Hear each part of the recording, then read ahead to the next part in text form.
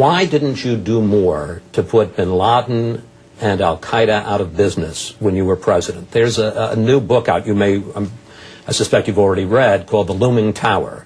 And it talks about the fact that when you pulled troops out of Somalia in 1993, bin Laden said, I have seen the frailty and the weakness and the cowardice of U.S. troops.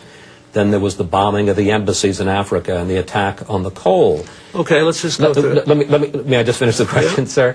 And after the attack, the book says that bin Laden separated his leaders, spread them around because he expected an attack, and there was no response. I understand that hindsight is always 20/20. No, let's talk about it. But the question is, why didn't you do more, connect the dots, and put them out of business? All right, let's talk about it. I will answer all those things on the merits, but first I want to talk about the context in which this arises. I'm being asked this on the Fox network. ABC just had a right-wing conservative running their little pathway to 9/11, falsely claiming it was based on the 9/11 Commission report, with 3 things asserted against me directly contradicted by the 9/11 Commission report. And I think it's very interesting that all the conservative Republicans who now say I didn't do enough claimed that I was too obsessed with bin Laden. All of President Bush's neocons thought I was too obsessed with bin Laden. They had no meetings on bin Laden for 9 months after I left office. All the right-wingers who now say I didn't do enough said I did too much. Same people. They were all trying to get me to withdraw from Somalia in 1993 the next day after we were involved in Black Hawk Down, and I refused to do it and stayed 6 months and had an orderly transfer to the United Nations. Okay, now let's look at all the criticisms. Black Hawk Down, Somalia. There is not a living soul in the world who thought Osama bin Laden had anything to do with Black Hawk Down, or was paying any attention to it, or even knew al-Qaeda was a going concern in October of 93. I understand. No, wait. Don't tell me this. You asked me why didn't I do more to bin Laden. There was not a living soul.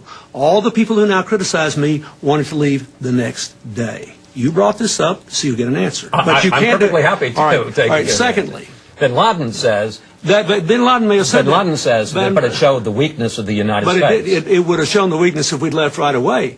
But he wasn't involved in that. That's just a bunch of bull. That was about Muhammad Aidid, a Muslim warlord, murdering 22 Pakistani Muslim troops. We were all there on a humanitarian mission. We had no mission, none, to establish a certain kind of Somali government or keep anybody out.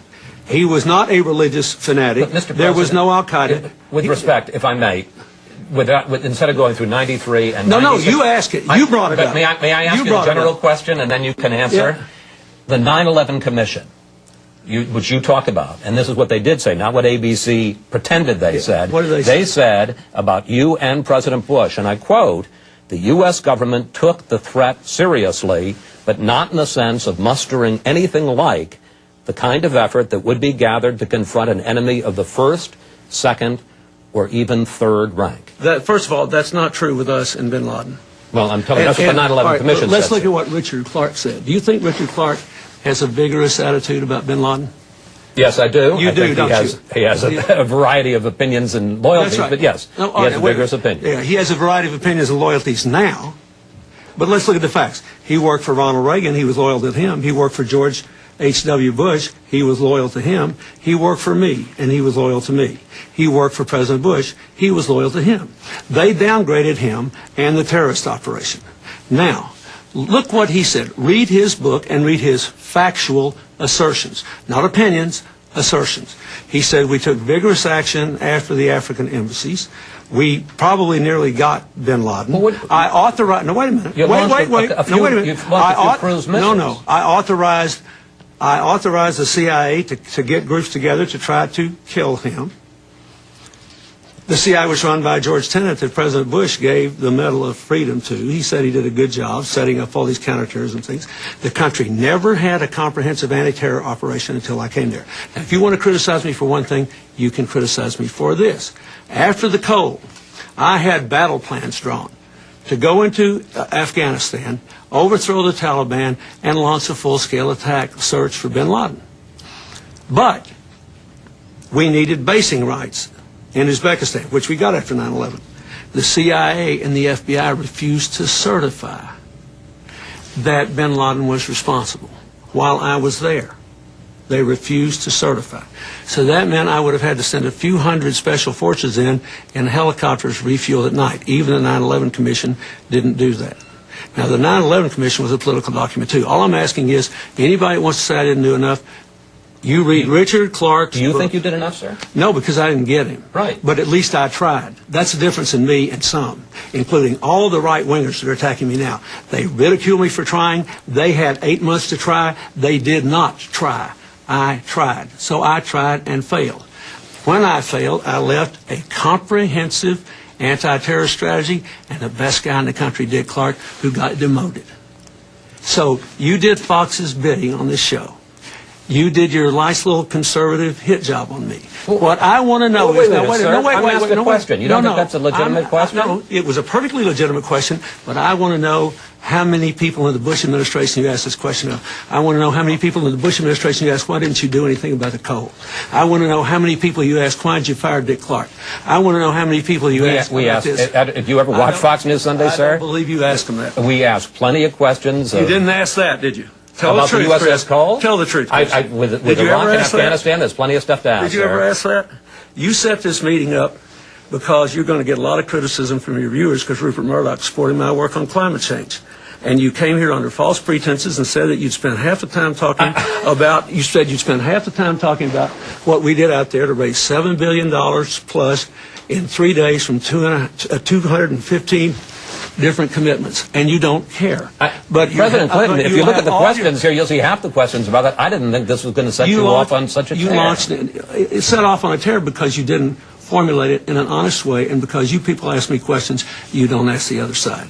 Sir, Richard Clark, that is not true. Richard Clark made it clear in his testimony. Would you like to talk about the Clinton Global Initiative? No, I want to finish this now. All right. Well, all I'm saying is you falsely accused me of giving aid and comfort to bin Laden because of what happened in Somalia. No one knew Al-Qaeda existed then. But did they know in 1996 when he declared war on the U.S.? Did they know in 1998 Absolutely. when he bombed the two embassies? Did they know in 2000 when he hit the pole? What did I do? I worked hard to try to kill him. I authorized the finding for the CIA to kill him. We contracted with people to kill him. I got closer to killing him than anybody's gotten since. And if I were still president, we'd have more than 20,000 troops there trying to kill him. Now, I've never criticized President Bush, and I don't think this is useful. But you know we do have a government that thinks Afghanistan is only 1/7 as important as Iraq.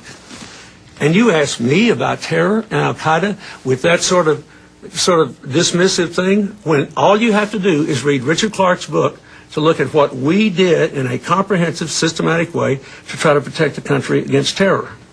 And you got that little smirk on your face, and you think you're so clever. But I had responsibility for trying to protect this country. I tried, and I failed to get bin Laden. I regret it, but I did try.